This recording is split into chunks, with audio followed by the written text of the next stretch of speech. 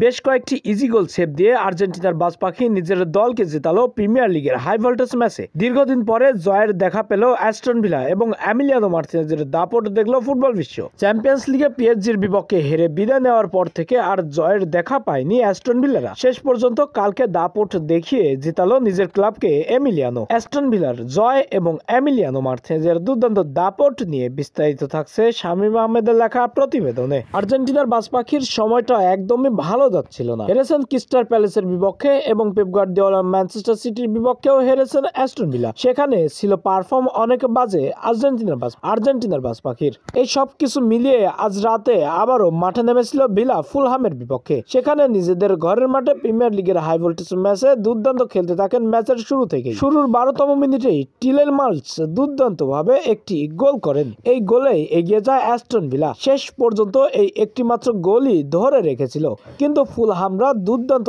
আধিপত্য ও শক্তিমত্তা দেখাতে থাকেন। গোলের দেখা পেতে মরিয়া হয়ে পড়েন, প্রতিপক্ষের ডিফেন্স লাইনে আক্রমণের ছুরি ঘুরাতে থাকেন। কিন্তু ফর্মে ফিরেছেন আর্জেন্টিনার গোলকিপার, বিশ্বসেরা গোলকিপার এমিলিয়ানো মার্টিনেজ। শেষ পর্যন্ত ফুলহামও দুর্দান্ত দাপট দেখিয়ে প্রতিপক্ষের গোলবারে শট নিয়েছে 10টি। এর মধ্যে 3টি রেখেছে লক্ষ্যে। এই 3টির মধ্যে 3টিই ছিল ইজি গোল হওয়ার মতো শট, কিন্তু এমিলিয়ানো মার্টিনেজ বুলেট গতির শটও আটকে দিয়েছে এবং প্রতিপক্ষকে থামিয়ে দিয়েছে এমিলিয়ানো একাই। শেষ পর্যন্ত সেই এক গোলেই জয় ছিনিয়ে নিল অ্যাস্টন ভিলা এবং প্রিমিয়ার লিগের হাই ভোল্টেজ ম্যাচে ফুলহামকে কাঁদিয়ে বিদায় দিল। এবং আর্জেন্টিনা বাজ পাখি এমিলিয়ানো মার্টিনেজের দাপটও দেখলো ফুটবল বিশ্ব। দীর্ঘদিন পরে এমিলিয়ানো মার্টিনেজের দাপটেই জয়ের দেখা পেল অ্যাস্টন ভিলা। আর্জেন্টিনার বাজ পাখি হয়তোবা নিজেকে শুধরে নিয়েছেন। দীর্ঘদিন খারাপ ফর্ম ছিল তাই হেরেছেন একের পর এক। এবার পারফর্ম ভালো করছেন তাই জয়ের দেখা পাচ্ছেন। সামনের ম্যাচগুলোতেও আরো ভালো পারফর্ম করবেন এবং আরো বড় ব্যবধানে জিতবেন অ্যাস্টন ভিলারা এবং